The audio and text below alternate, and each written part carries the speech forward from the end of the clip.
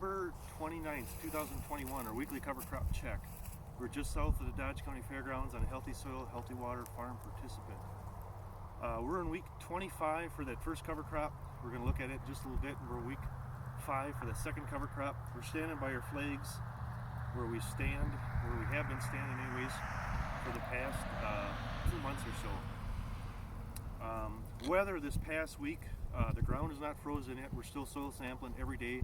It's getting cold, so the lows getting down in the teens and the highs in the 30s, mid 30s or so. We had some 40s last week. This coming week we're going to have some 40s as well too for highs. Okay, we're going to dig into what we found.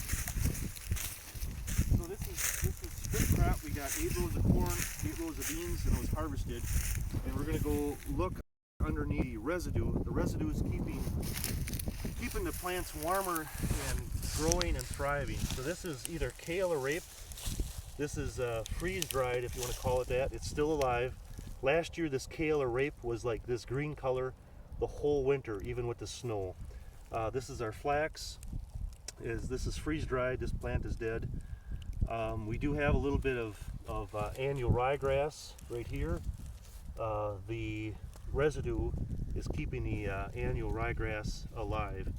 In this spot where we dug, I didn't see any clover plants, and we went through and dug up a rye plant. This is a 5-week-old rye plant, and the roots are going down probably 4 inches, maybe even more, because I broke those off as I'm digging them up. So it's a 5-week-old rye plant. We got roots probably at least 4 inches long, maybe even longer, and this is underneath the residue. And then on our soybean, where it was strip crop, that ground is hard.